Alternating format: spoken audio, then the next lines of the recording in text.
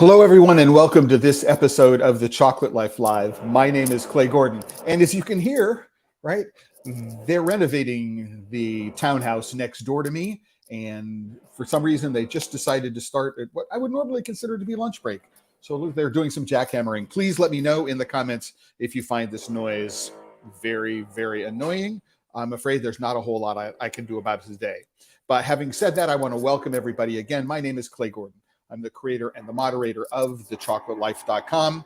And here on the Chocolate Life Live today, we're going to be talking about labeling for packaging. And I want to remind everybody before I jump into that no matter where you're connecting from today or in the future, if you're watching this not live, please let me know in the comments where you're connecting from so that I can do a shout out live and get back to you. I always like to know where in the world people are connecting from, what kind of reach there is. And of course, if you're watching this at any point, just put a note in the comments, ask a question. Let me know what you think, if you agree, if you disagree, if you'd like some clarification, some more information about a topic that I'm diving into, let me know, and I will be happy to answer it in the comments. I read all the comments afterwards, so please do that. And I want to just jump out and thank Diane from Say Chocolate. Perfect timing. The Craft Chocolate Challenge motivated me to really step up my game. And Diane, thank you very much. I think that's one of the reasons why Dustin, who is the organizer of this, Dustin Cornett of Chocolate Inn, is the organizer. This is exactly what it is that he created the competition, the challenge is for smaller makers who are getting their feet into the market, who may wonder whether or not they are ready to get into a major international competition. The Craft Chocolate Challenge, which is free to enter, is a place where people can get honest feedback about their bars, but more importantly, a lot of feedback on packaging, the condition of the mold, lots of other things related to the product that they're making, right? And saying, yeah. So thank you very much for connecting. And Irvine, California. We may have connected about this. I'm not certain if we did, but I know I talked to somebody.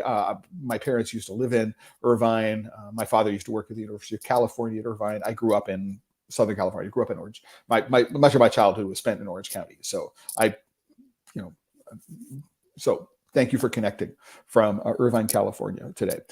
So I want to just begin by letting people know that this is the homepage of TheChocolateLife.com. And this is live. You can go there right now and you can see everything that's going on here on the Chocolate Life. So for every single post or for every single live stream that I put together, I put a post on the Chocolate Life, which contains resources that are associated with each live stream. So if you go there, just click on today's title. What you can do is you can see that I'm playing with contents, what's in a bar. I mean, we're doing, just playing on that notion. But if you scroll down, one of the things that you'll notice is there are a set of resources. And here there are links to publications. This is US centric. I think there are some things which are applicable generally, especially even if you're not selling into the United States, there are some things about packaging design you may want to consider. But the guidance about the U.S. Could inform the way you think about your packaging, not just for the United States, but for any other market that you're selling into. So this is a bit of guidance on if something has no artificial chocolate flavors in it, but you're making a non-standardized food, they describe what that is. Here is a page which talks about what ingredients you can have in food substances and how they need to be labeled on the packaging. Let me grow this up a little bit so you can see it a little better. And by the way, one of the reasons why I put together these resources the way I do is so that you don't need to try to read my screen. You don't need to follow along to try to get the URLs. You can just go, you can go to this page on TheChocolateLife.com and all the resources that I'm showing you are there. I want to pay a special attention or point out a special attention to this document here, which is the final guidance for industry food and labeling. So you want to go there, you want to bookmark it. Interestingly enough, the last update on this page is 2013, and I have put the actual FDA food labeling guideline, which I have downloaded, and we'll walk through a little bit. right? But you can download the food labeling guide. It is, in fact, the most current version, even though it's dated 2013. There are some issues related to country of origin labeling, which have changed, I believe, since 2013. So you may want to connect about country of origin labeling. Here's what the page looks like. So it'll tell you about what you need to know about identifying where your ingredients come from. So that's worth taking a look at. And excuse me, let's jump to this page again.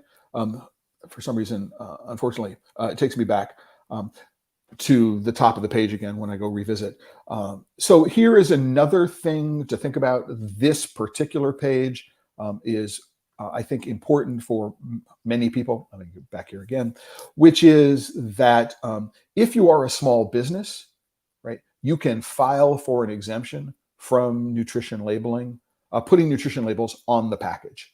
So this page here, USDA falls small business exemption from nutrition labeling. Who qualifies? That is something that you can go take a look at, and you'll find all the information that you need to know about that. All right. So really, really important things. All the links are here, and I'll be discussing some of those things over the course of the remainder of the hour. All right. So why am I doing this? Well, the reason why I'm doing it is that I'm still in the middle of judging the 2023 Craft Chocolate Challenge, which is, again, organized by Dustin Cornett at Chocolat Inn. If you go to TheChocolateLife.com, you can go to the homepage, and what you'll do is you'll find that there is this article just on the challenge, but Dustin and I in a previous live stream got together and talked about what the challenge is all about. And so you can go to the Chocolate Life and go take a look for the background information on what the challenge is. But I have to say that my motivation for this is that this photograph of the bars. And I have to say that this photograph of the bars. So I want to say that I am really enjoying being a judge at this particular competition. One of the reasons why is I'm doing it remotely. So I get to set my own schedule, and I get to determine the order of things that I'm going to taste. Number two is that I have full bars of everything, right? So it's not like I have a little 5-gram square or something like that, and I need to make everything, make all of my evaluations on a very, very small piece of chocolate. And the other thing is that the goal of here is not just to come up with an overall rating, although there is an overall rating, which is this amalgam of what we think about taste and what we think about texture, what we think about the overall eating experience. Right? There is that aspect of scoring, but there is also this, let's go take a look at packaging, right? And what do we like about the packaging? What we don't like about the packaging? What do we think of the mold? Or what kind of condition does the mold? Is it broken? Are there shards? I mean, all sorts of things that we're doing as judging that I particularly like in this particular one. And I have the leisure. I say sometimes, I'm spending as much as 15 minutes, right? Which is a very, very long time in a chocolate competition to be able to go and evaluate what it is that you're looking at. And in this particular competition, the first thing I do is I go take a look at the outside of the package. And so I'm looking for things on the outside of the package that will help me make a determination as to whether I want to buy this product or not. Now, some of my evaluation is looking at some legal things. So here in the United States, by law, there are some things that need to be on the front of the package. And so, okay, let's go take a look at them. So one of the resources that I pointed to was this resource for the FDA Food and Label Guide. Right? You can download it. And when you download it, what you'll do is you'll get to this page. And you'll download this PDF. And I just checked. This is the most recent guidance that's available, dated 2013. Don't worry that it's out of date. This appears to be the most recent guidance. So right up front, one of the first pages, page 5, what they do is they say, here are some general food labeling requirements. So here are some things that need to be on the front of the package. Number one is you need to have a statement of identity. You need to identify immediately, right, and unambiguously and in a way that's easy to locate what the product is inside the package. So they're showing that we've got rice on the front of it or peas. These are the two examples that they show. So unambiguously on the front of the package, for the label to be legal in the United States, and I would argue this is general advice you want to follow anywhere, it needs to say chocolate on the front of it. Right? Now, it's interesting because one of the things that they talk about here is they talk about the statement of identity or the usual name of the food. And the question becomes, yeah, chocolate is the usual name of the food, but is that enough? Right? And that sounds like a silly question. And I don't know if it is or not. I don't think anybody's going to call you out if you just say chocolate on the front of your bar. But if you go and take a look at the Code of Federal Regulations, right, which talk about what's in a chocolate bar, you'll find that none of the standardized names that are used, right, are just chocolate. So we have cacao nibs, not chocolate nibs, importantly. We have chocolate liquor, right? We have cocoa, we have sweet chocolate, white chocolate, milk chocolate. Right? And then we have some milk chocolates that if we use specific kind of milk, we can use them. But notice nowhere does it just say chocolate. Now, again, I don't think anybody is going to kick up a fuss if you just say chocolate on the front of it, right? But if you do want to be within the regulations, it does make sense to say whether or not where you fit into one of these categories. Now, keep in mind that what we think of as dark chocolate fits in the category of sweet chocolate. So there is no legal definition for what dark chocolate is or dark chocolate isn't. Sweet chocolate is the category of semi-sweet chocolate and bittersweet chocolate. Right?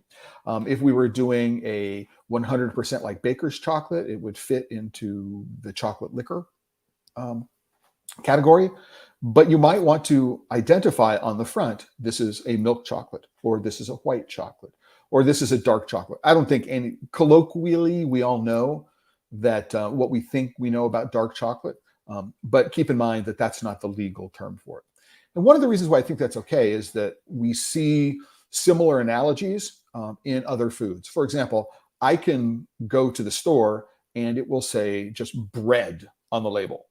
And if I think about it just saying bread on the label, my first assumption is it's probably wheat bread. I don't need to say wheat bread in order to fit within the category of bread. There's just an assumption that bread is made from wheat. Now, if it's not just wheat bread, I can put together an adjective in front of it. So it's whole wheat bread.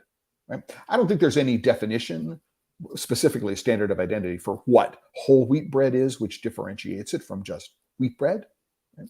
But I can put whole wheat bread in front of it and people will know, oh, it's bread, and corn, bread. We can put all kinds of modifiers in front of this, right? As long as the ingredients fit within the standard of identity, we have no problem with how we're labeling it. It's just that you have an opportunity very, very quickly for somebody to look at your label and go, oh, I'm not interested in a white chocolate. I'm interested in another form of chocolate. It's just right there, right, to do it. And so one of the reasons to identify it is to give your customer an immediate understanding of what it is that they're going to be purchasing. And interestingly enough, there are some bars here where it's not, these look like chocolate bars, right? But sometimes they don't actually use the word chocolate on the front, right? And so they would consider to be illegal, right? So something to consider. You do have to put some description about what the product inside is on the front of the label, right? So the primary panel. So going into this, right? So the principal display panel, what I call the primary panel. The other thing that needs to be on the front, legally required to be on the front of the bar, you'll notice if we go take a close look at it, is we need to have a weight declaration. So we need to know, you need to tell people, right, what the product weighs, right? And legally, these are the only two things, right, that need to be on the primary display panel, on the front panel. Just what is it and how much is in the package, right? So believe it or not, when I go look at this, there are a significant number of bars that do not indicate what the weight of the product is on the front of the bar. So technically, right, the packaging is illegal. Again, right, unless somebody gets sick from eating the bar, and so there's a report that's filed, or somebody's just wants to be a nuisance, and nobody's likely to be called out on this. But what it will probably mean is, if you want to get into distribution onto retail, whether you're doing through a distributor or you're doing direct to store, something which is different from how you're selling on your own website, or if you're selling at a farmer market directly or something like that, chances are the retailer's not going to pick it up, because they don't want to put anything on their shelves that doesn't have a label which meets all of the legal requirements. So think about those two things. Really important, right? Because in the United States, and I would argue any place in the world, these are the things which absolutely need to be on the front of your package. And surprisingly enough, they're not here. Now, I mean, there are a number of bars here that come from other countries. So some in Asia, some in Europe, and it may be that they're not going into retail distribution, and so people are buying them from the website. The information is on the website. They're walking into a store. They're finding them in a store, right? So it's not important.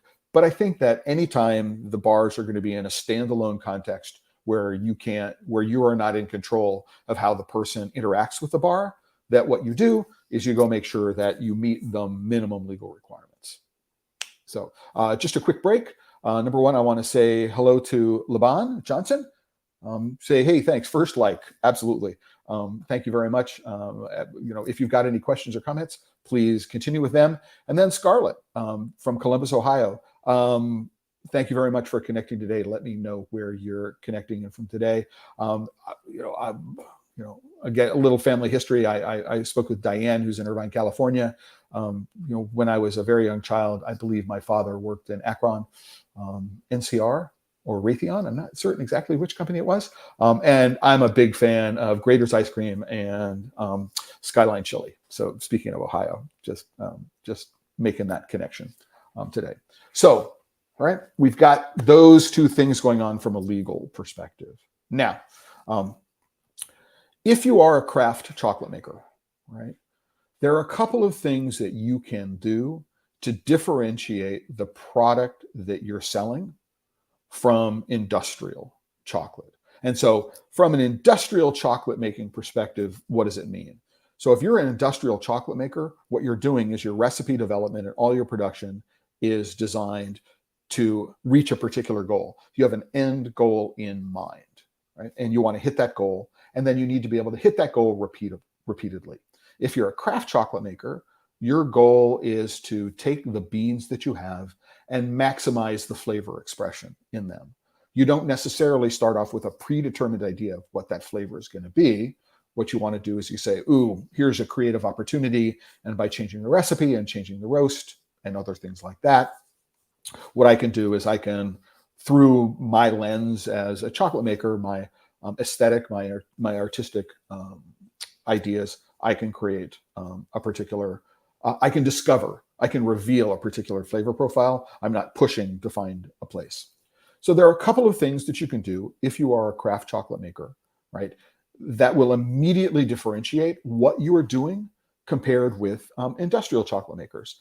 And it's surprising the number of bars here that say single origin on the front, right, or single origin on the back, but they don't actually talk about what the origin is on the front, which is a real differentiate, a real way that what you can do, because if you're buying beans directly from the farm, or you're buying through a broker distributor and they know exactly where the beans are coming from, so you can say these are coming from, for example, Colombia, and Colombia should be the origin on the front, bang. And if you can get closer to the farm, so saying these are from Magdalena or Huaco or Huila or some other part of Colombia, put that on the front and make it extremely visible, so that somebody who, from a casual looking at the front of the bar, will know where the beans come from. What makes the beans in this bar special, right? And I want to caution you that you need to walk away from jargon or from shorthand. For example, I could write on the front of a bar, La Jolla, right? Rancho La Jolla, I believe is the full name. But unless that I knew that La Jolla was in the state of Tabasco, Mexico, right, I wouldn't know where La Jolla is. Right? And so if you do have a designation that is talking about a specific location, right? So I would say Tabasco, Mexico, and I might say Finca La Jolla, Rancho La Jolla underneath it somewhere. But I would definitely point out that this is in fact Mexico, and then it is from the state of Tabasco as opposed to the state of Chiapas, right? Because guiding the potential consumer, right, in their purchase decision about where the beans come from, right, is one of the easiest, most fundamental, straightforward ways that what you can do to differentiate yourself from a big chocolate maker. So surprisingly, right, more than half of these fail this specific test, right? They might have just an origin, right? And then somewhere in the description, either on the front or their back, they'll talk about another origin or bean type. So for example, if you say you're from Venezuela and you're using Ocumare as opposed to some other part of the country, Carinero, for example, put Ocumare on the front, right? It will so if you have two different Venezuelas, you can distinguish them and people can understand that there's some nuance there and there's some difference, right? That's also important. But it also clues somebody who knows about Venezuelan cocoa. Oh, wow, Ocumare, I've had experience with that. I like them. I'm going to try this again. So make it extremely visible on the front what it is that you're doing in terms of where you're sourcing your beans from. It gives the customer some confidence that if you are making some assertions about being single origin, that's fine. You don't need to talk about the company you're sourcing from. Again, 99% of the world doesn't know if you're sourcing from Darnhauer or Meridian or Uncommon, right? It doesn't need to be, on very, very scarce label real estate, right? But, as close as you can get to where the farm is. And, if you have an opportunity to discuss a particular farming family, go ahead and do it. But let the person who's looking to purchase the bar know about that so they can make it a part of their purchasing decision. Right. So I want to jump in very, very quickly. I'm not screening these comments in advance. I just noticed that I have some. And so what I'm going to do is I'm going to go, okay, Katrina says, in the process of upgrading packaging right now, this is perfect. I didn't realize weight was important to have, so I'll make sure to add that. Absolutely. I mean, it is, yes, if you're in this business, right, you need to understand the regulations that apply to what it is that you're doing. So for example, you may not know this, and it's not a part of labeling, but it's a part of FDA inspection, right? So if you are a manufacturer of a food product, you need to register your factory with the FDA, right? And there are some specific FDA guidelines if you are a factory or a facility that processes cocoa beans. And so one of the things that you can be shut down for if you do not have is you need to have a magnetic trap, right, in your bean cleaning process. You need to pour your beans through this magnetic trap. So if there's any ferrous metal, it will get trapped. Very, very simple. If an FDA inspector comes in for one reason or another, I mean, if you're a registered facility, if you're open for business, the FDA inspector has the right to walk in, and you do not have a magnetic trap, then they can shut you down until you can prove that you have installed a magnetic trap. This is a place where you need to know what regulations apply to your business. First one is really, really simple. Let's join over here. You need to understand this Code of Federal Regulations, ECFR. The section is 21. 163. So Title 21, Chapter 1, Subchapter B, Part 63, right? Subpart B. You need to know what's in this to understand what you can legally put into chocolate, right, in the ingredients and still call it chocolate, and what you can't add into the chocolate component of what you're doing and legally call it chocolate. Just, you need to know this stuff. I've got it bookmarked. I refer to it all the time. So you should need to do the same, and you should read through this and familiarize yourself with what it is that's going on. Now, the same thing is true for this page, the Guidance for Industry Food Labeling Guide. This is a page that you should have, right, bookmarked. You should know what it says. And by the way, there's a link here, down here, to download the labeling guide. And if you click on this, what you'll do is you'll download this guide, right? So you should put this you download it, put it on your computer. And if you have standard operating procedures, if you have guidance, if you have a book that says, this is how we clean up, this is how we open, this is how we cook things, this is how we sort our beans, this is how we make sure things are clean, all these kinds of things, you should have standard operating procedures. You don't need, it's best when you're large enough to actually have an actual HACCP, so Hazard Analysis Critical Control Points, have a HACCP plan. So if you're a certain size, you're going to want to have that. But if you don't, you want to make sure you have a set of standard operating procedures in case an inspector does come in and says, show me how you do X and Y and Z, you can point them to this book. And so download this, make sure you have it as a part of your standard operating procedures. And you can say, listen, this is the guidance. We looked at this guidance and we made decisions about what's on our labels based on the guidance, right? The inspectors love this kind of stuff. Make sure that you can do that, right? So you'll know what needs to be on the front of the label, what needs to be on an information panel, spacing, how to use names of foods. I mean, all of these things are in the book, right? We don't care about juice or drinks or beverages. We might think about something, we're not doing juice, but if I'm selling a cacao juice product, right, I may have to understand of whether it's a drink or beverage. And there's a lot of stuff in here that will help you make sure that you are, within not just the spirit of the law, but within the letter of the law. So go and read this. It's really, really important that you not only take a look at this, but you download it and incorporate it into your standard operating procedures document, right? So the basic stuff.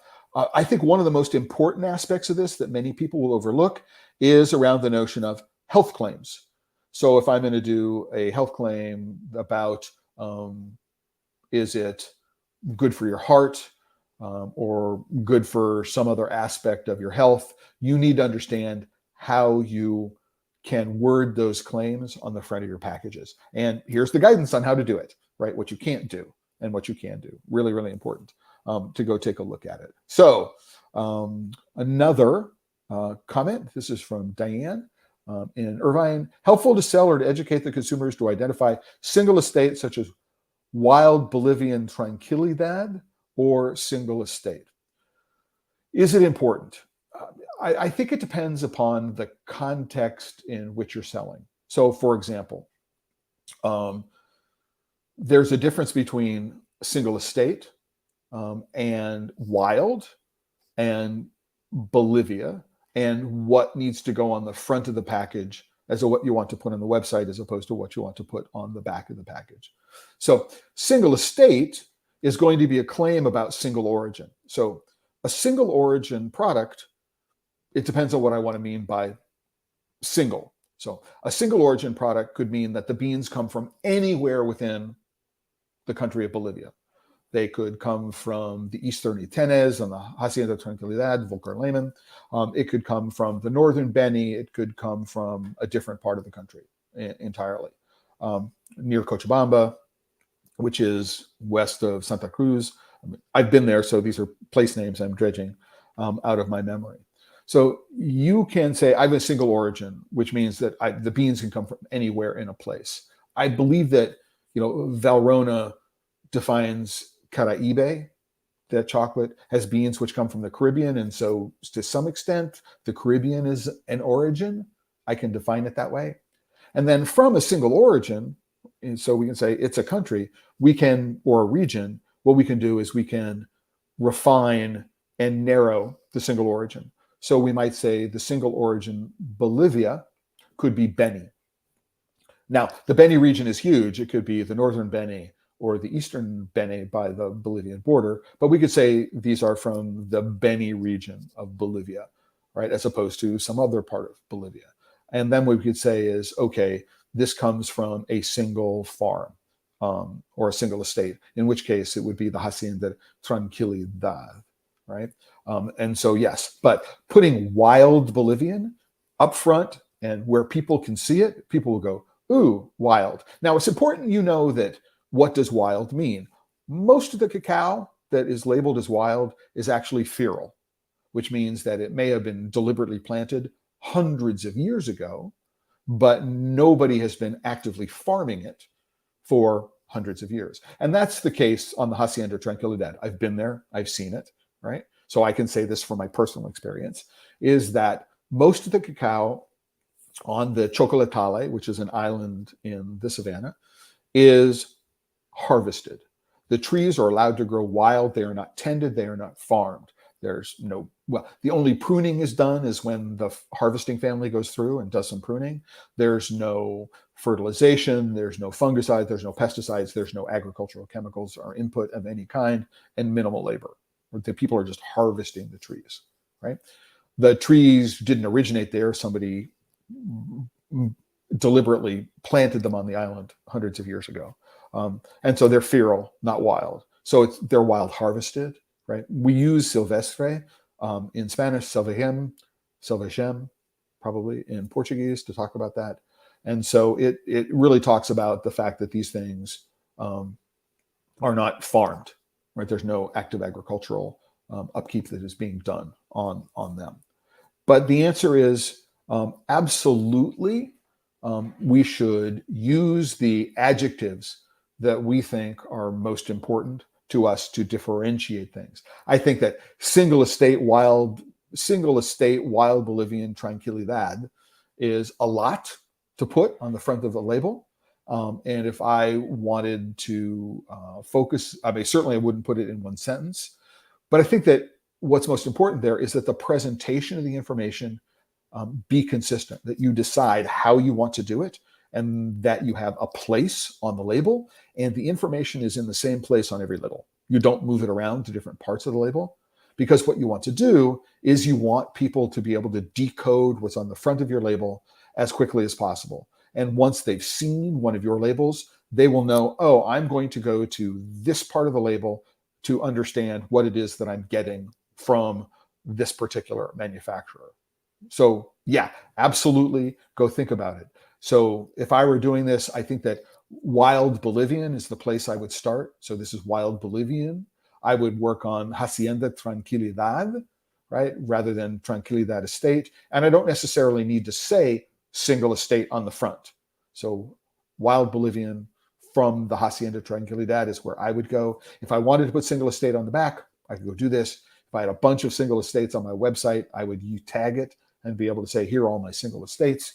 But I would be very, very careful about how much data, because it can be overwhelming. Now, what's interesting about this, right, is that there are examples of products from the same company where the approach to labeling is quite different. So, the information is inconsistently presented. And that's a problem, right? For me, as far as is that I'm concerned, that you want to be able to give people the information that they are going to want in order to be able to make a decision, and to put this stuff on the label in a way that's very, very easy to decode, right? I'm repeating myself there because I think it's really, really important that we do that. Another thing that I think is often overlooked, right, is that because this is a cocoa product and people are thought about percentages, right, that the percentage also be somewhere on the front, and that the percentage always be in the same place at the same size, right, and in the same order. So I wouldn't, for example, do 50% milk and then say dark 72%, right? What you want to do is you want to say 72% dark or 50% milk, or if it was a 50% dark milk. I mean, just make sure it makes sense, right? So that the people who are looking at your product don't have to figure out, I mean, right, that what it is. Now, keep in mind that if you're putting the product in an outer box, so you have a box which is tearaway that somebody can just put on the shelf, that you want to make sure that all of this information is above the fold. You don't want to have people to go in and require people to go in and take the bar out of the little box that it's in order for them to be able to see this information, right? So there are a couple of people in this who do it extremely well. I'm not going to point out them. It's part of the judging process. And I am going to be working with Dustin to do a live stream. I think we've set the 7th of February. So it's a week from this coming Tuesday, where we will talk about the winners and what we did and didn't like. I'm not going to go into depth about what these things are today, just to say that there are some places where this is done extremely well. And what you might want to do is you might want to blow the picture up and go take a look at it and notice that there is sometimes the same manufacturer does bars in very, very different formats. They're not necessarily very different weights, which is interesting.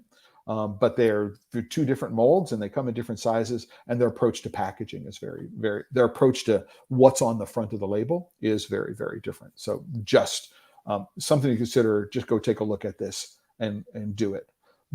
As I say, there are a couple that do this very well. Another thing that I want to talk about is usability. And I know that it sounds strange. What do you mean usability? Usability is like, is this user interface or user experience? What are we talking about, right?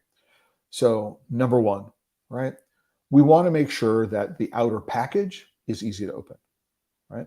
There are some of these where there's a sticker on them that in order to be able to get the sticker off, you need to destroy the package.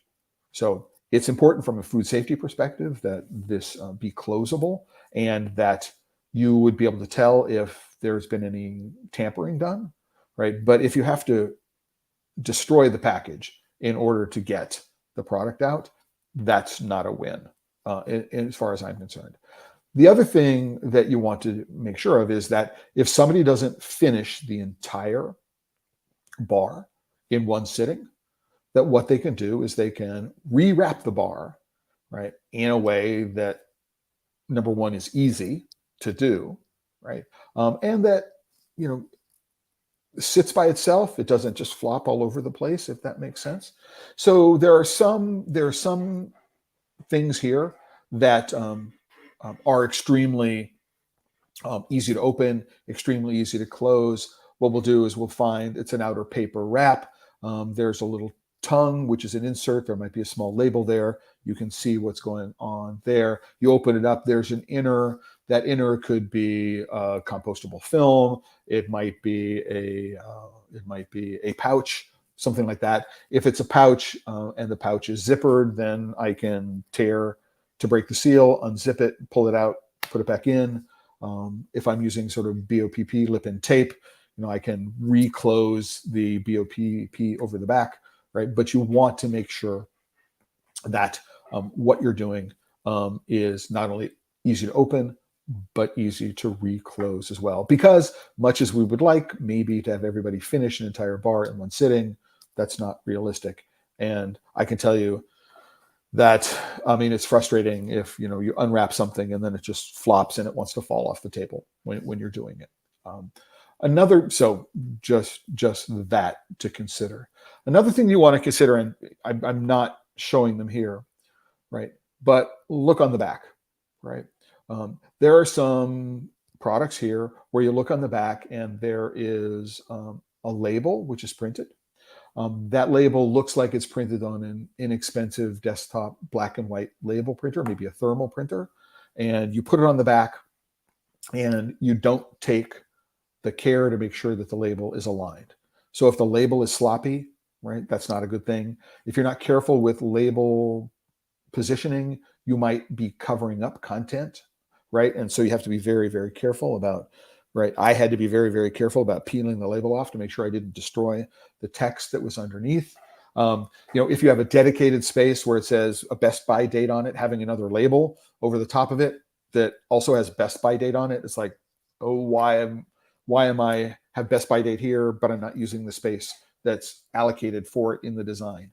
You only have so much real estate, right? Then go figure out what it is that needs to be on the bar and focus on those kinds of things.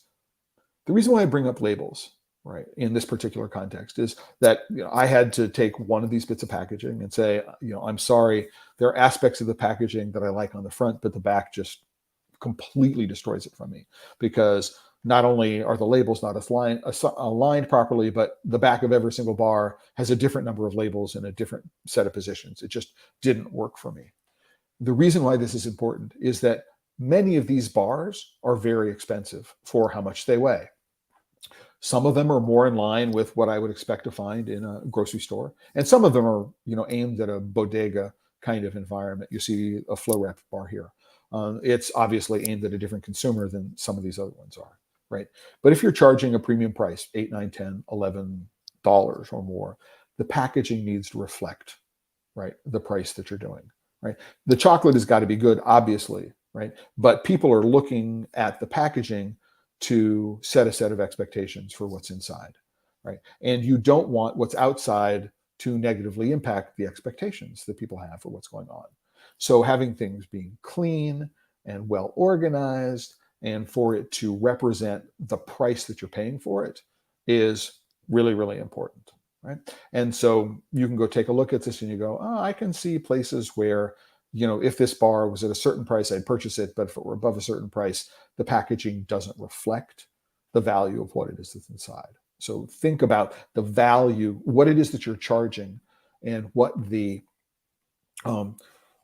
packaging is saying about what you're doing, right? Really, really important. It's also possible to go the other way, right? Am I creating a user experience when I think about the package and then opening it up and what's inside, right, doesn't match my expectations that the outside creates for me?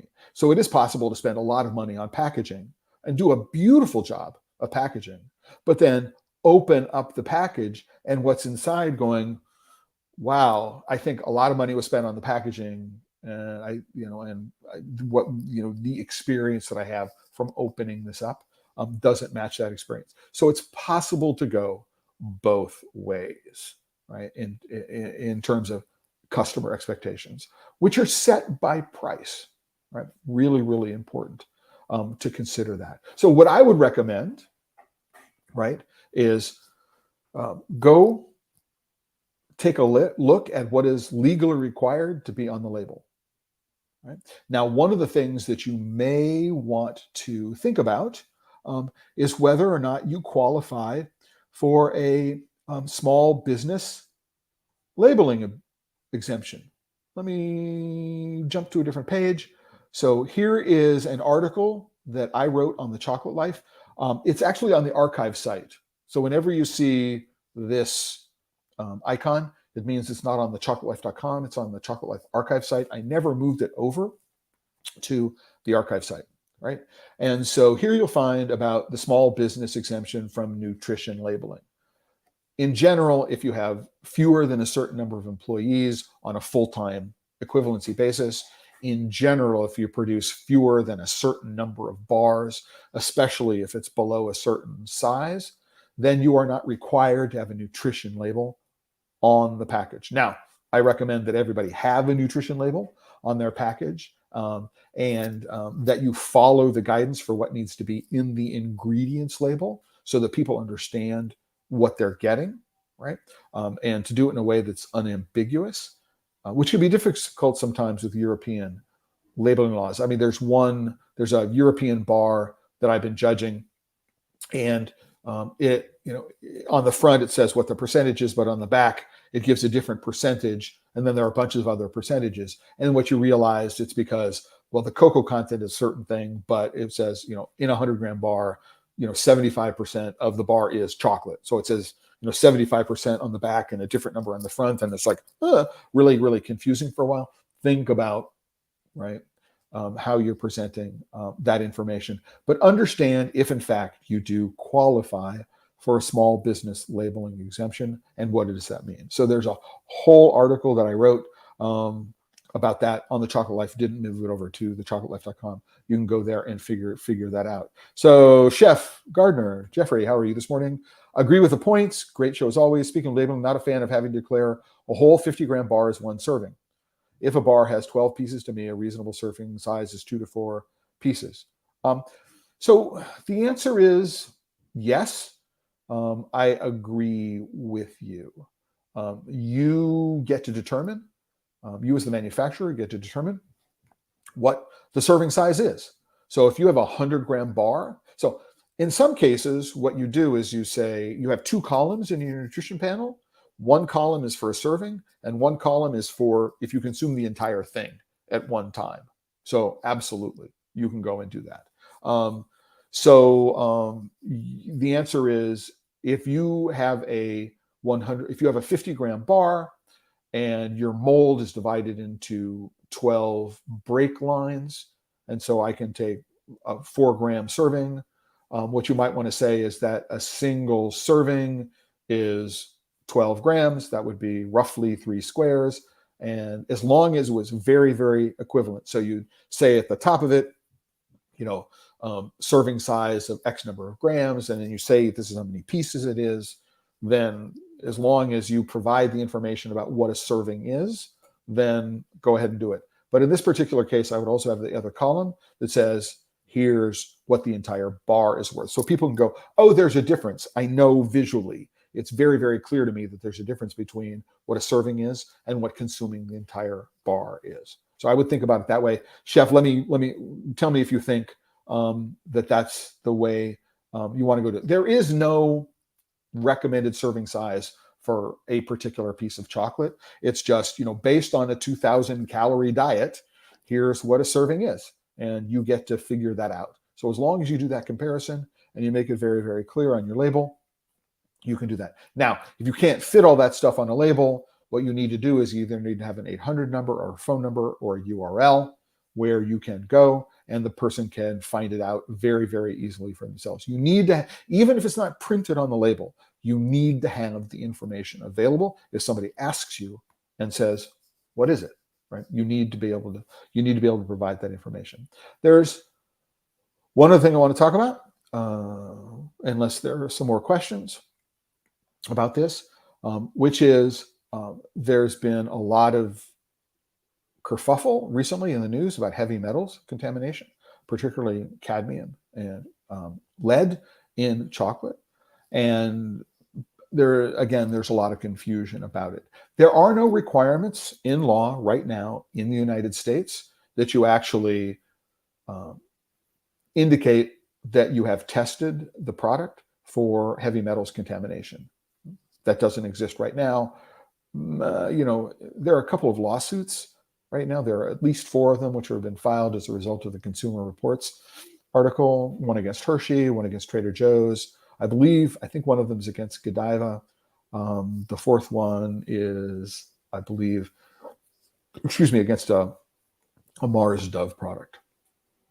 But in any event, what you need to do is you need to be aware of what the guidelines are for where you're selling it. So if you're in the EU, it's a very, very different set of guidelines for what is acceptable in terms of heavy metals contamination. However, the moment it goes from the EU to the United States and it might be sold in California, you probably need to be aware, you should be aware of what the restrictions are in the state of California or in Japan, for example, if they're different from where you are. You need to know these things. One thing to think about when it comes to all of this is that it's not entirely clear what statistically needs to happen in terms of the number of samples. So for example, if I'm a big company like Hershey, I might need to run tests on well over 1,000 different samples in order to have a statistically 95% plus confidence level that the level of contamination is at a certain point plus or minus a certain very set of narrow bounds. So all that we know from what Consumer Reports has published, and As You Sow have published, is that one particular test sample, right, may have tested out of range. And I don't know if that's because of the particular batch of chocolate and the cocoa beans and other things that went on. That could be the problem. It was a particular batch. And if I had a batch that was produced 6 months later or 6 months earlier, it may not be a problem. We need to be careful about understanding that. Now, I understand that it is cost prohibitive to run a test on 1,000 samples in order to understand what it is your potential liability is going to be. But if what you do is you make sure that your cocoa bean supplier is running a certificate of analysis, or running tests, and you have a certificate of analysis, and you can put that into, your standard operating procedures. Oh, for this chocolate, I'm using these beans. Here's the certificate of analysis that says the level. If you're buying couverture, you can figure out what the recipes are. You need to understand that in order to figure out. At the moment, it's not a labeling requirement, but think about it, right? About how you might incorporate this going on in the future. And when it comes to testing, one of the things you might want to do when you're looking for a testing lab is make sure, in fact, they are certified. There is an ISO testing and calibration lab certification standard. And what it says is the lab has got a set of its own standard operating procedures about methodologies and methods and, how it samples and all this other kind of stuff, so that that it is a reliable lab. So you might want to go and check to make sure that when you do your heavy metals testing, that you make sure the lab is actually certified or not, right? Which will give you a measure of confidence about what it is. And ask them about, is 1 2-gram sample enough? Or should I be taking samples from, different, what is the sampling procedure? And even though you're not necessarily putting it on the label, being able to talk confidently about it, if somebody asks you, send you an email, give you a call, put it on the website, you can give people some confidence in what it is that you're talking about there. This is such a huge topic that there are lots of things that we can go on and talk about. But I hope that what I've done is I've given the people who are watching today live, and anybody who might be coming across this recorded live stream, whether YouTube, LinkedIn, or Facebook in the future, that you have some ideas of what it is that you should be looking for. Number one, in Précis, you need to make sure that whatever you're doing falls within the legal requirements for the markets that you're selling into. Now, it may be possible to satisfy these internationally, right? So no matter where you're selling, you can satisfy these requirements, everywhere in the world on one label. It may not be possible, but understand what you need to do. What is the requirement for a label wherever it is this product is going to be sold? Then, once you've got that, these are the things that have to be on the label, and these are where they need to be on the label, right? So map it out where you've got. Now, what are the things that I want to put on the label? Number one is, I want the name of my brand, right? And it could be just the name, it could be the logo. That needs to be on the table. That needs to be on the label somewhere. I need to talk about the origin of the beans. I need to talk about percentage. I need to talk about other things. So what is the specific name of what it is that I'm doing? What are the things that I need to be on the label to communicate, right, about what's special about my chocolate bar? Now, once I have that information, I can incorporate it into a visual design, right? I don't start off with, here's my logo. I'm going to splash my logo all over this package, and then I'm going to figure out a way to put all the text inside that, right? No, right? Have a very, very careful understanding of what you need legally to put on the label, and then what you want to make sure is on the label and where it needs to be. And then from there, decide how you're going to incorporate the visual elements, which are going to communicate whatever you're doing most effectively. There are two aspects of that visual elements that I want to close with today. Number one is color, right? And particularly contrasting color and how contrasting color works with type weight, right? So there is some beautiful packaging here, but there's some where the contrast color between black type and a very, very rich, beautiful color combined with a very lightweight font makes it impossible for me to read, right? And I think it would be very, very difficult for people to read. So you need to make sure that legibility is a primary factor, right? There's another package where a specific font weight has a very, very thin horizontals and verticals, and a particular place against a particular color. It was knocked out, white against a darker color background. All of a sudden, it's like I couldn't read. I mean, I think it was supposed to be a number, but it turned. I visually I interpreted it as letters. So you may have an idea that, ooh, here's this really cool font. It evokes what it is that I'm looking for. But take a look at it as it's printed, right, and understand, is in fact it actually legible? And not just for a 20-year-old with 20/20 vision, but for someone like me who's in his 60s, who has a astigmatism, right? That also, type size. I mean, there are some labels on here where the type is so small that, I needed to get out my phone and turn on the magnifying function in order to be able to read the label. That's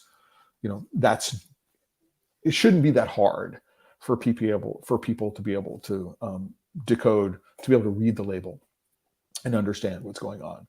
And then finally, number one, right?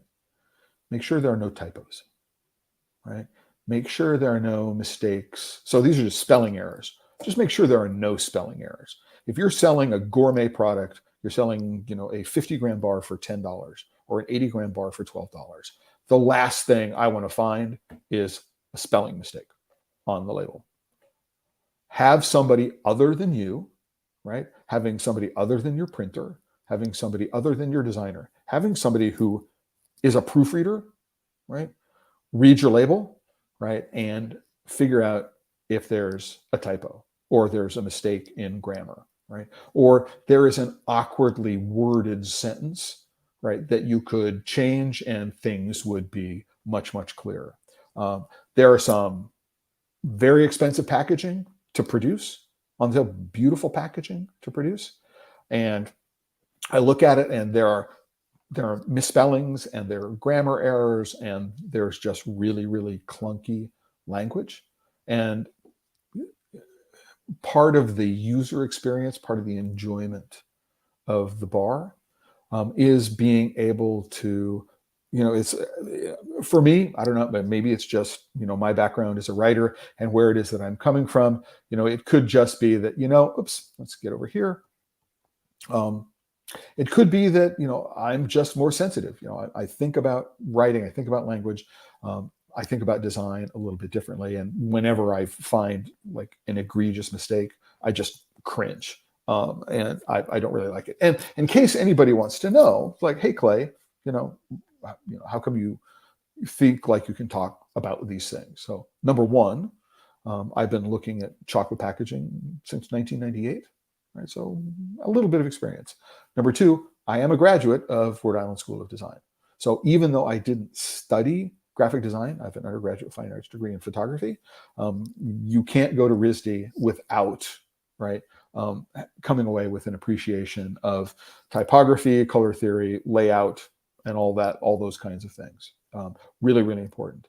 Another aspect of this is I had a chance to study with a gentleman, take a class from a gentleman by Edward Tufte. He wrote a book called The Visual Display of Quantitative Information. He's written a bunch of other things about clear communication visually. And so, after reading his books and taking a class from him, it has informed a lot of what it is that I think about how packaging can be accomplished in a way that is more effective at communicating the ethics of your brand, what it is that you stand for. Number two, what's inside the bar or inside the package, and what it is that makes what it is that you're doing special and different from just common garden store industrial candy bars. And so hopefully all of that will assuage your curiosity about where I come from and how I think about these kinds of things. I do have a little bit of experience in being able to do that. And with that, we're at the hour. We're a little bit past 1 o'clock. And I want to say thank you to everybody who's joined me here today on the Chocolate Life Live, taking a deep dive at packaging. And just to remind everybody that today's sponsor is TheChocolateLife.com. If you're not a member of The Chocolate Life, please go to The Chocolate Life and click on the join button. Click on the join button. There's a question just came in, and it popped up and it distracted me. Click on the join button. There is always a free level. There's always been a free level. I understand that it's, cash is often tight. But if you do have the ability to support the work that I'm doing financially, I definitely do appreciate this. I don't do a Patreon. I don't have a merch store on YouTube. This is how your direct contributions are what support the work that I'm doing here. I also want to let you know that what you can do is you can find the live stream links for every single one of the live streams that I do. They're at the bottom of every page. You can go and visit the entire Chocolate Wire channel on YouTube. So here we are. You can see that we've got something going on live right now. Click on the subscribe button, share with people, let people know what's going on. It helps grow the community and expands the range of people who are exposed to the work that is done here. It's free, it doesn't cost you anything. And you can click on the bell notification so you're make sure that you are notified of every new live stream that comes out. I usually do them Tuesdays and Fridays, except when it is that I'm traveling. Let's jump at 2 more questions before we go, both one of them from Diane. Is there a way to access your talk and how to communicate ethics on the bar? I don't know that I've done a live stream specifically about communicating ethics in packaging. So Diane, is there a way to access your talk? I mean, if I had done a live stream, it would be absolutely something that you could go and access. If you go to the homepage, you'll notice that there is the Chocolate Life Live calendar and archive. If you click on the archive link, what you'll do is you'll see here's today's stream. It's the episode. I haven't planned too far ahead, but there's a link to every single one of the Chocolate Life Live streams that I've done and over the past year, organized by month. You can use the browser to search, or there is a search function at the top of the page, and you can search for what it is that you're looking for that way. So I believe you had stated that I had given a talk about ethics at a conference. So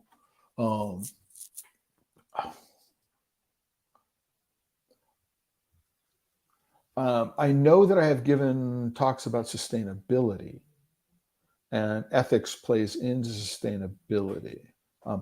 Often one of the challenges I have is if I do it at a conference, I'm not able to record something. And if the conference doesn't make their proceedings available, then if you did not actually attend and registered to be attended, they're not available. But this is an interesting conversation to have.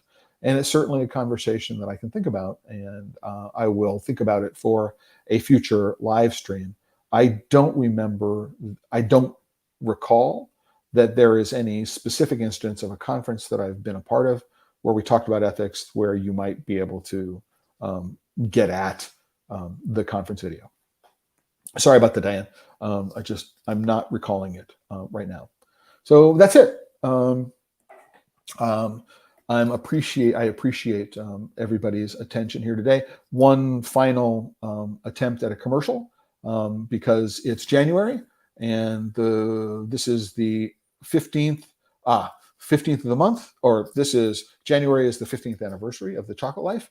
That if you want to join the Chocolate Life at the champion level, I will, to anybody who mentions this live stream, I will throw in a review of your packaging as one of the perks of subscribing at this level, as long as you do it in the next week. I'll be happy to be able to do that. For everybody who wants to join in the next week, they can have me take a review specifically about their bars. And I'd be happy to go and do that for everyone as a part of today. And so Diane just says, I substituted ethics for sustainability. I would have to go and look, and you can go and look and search for sustainability, within the page, do a Command F or Control F if you're on Windows, and look to see about sustainability here. And maybe what you want me to do is, maybe what you'd like to do is send me an email about what it is that you mean. We've corresponded on Facebook. You can send me something on Facebook Messenger about what you mean. And I can think about how I might communicate around sustainability on packaging, right? In a future live stream, I'm happy to think about doing something like that. Especially for Chocolate Life members in good standing. And with that, again, thank you everybody for being here today. I want to be respectful of your time. We're running a little bit long. And I want to close, as I always do, every episode of the Chocolate Life Live, and remind you, if you're working with chocolate and you're not having fun, you're doing it wrong. Cheers, everyone. Until the next time.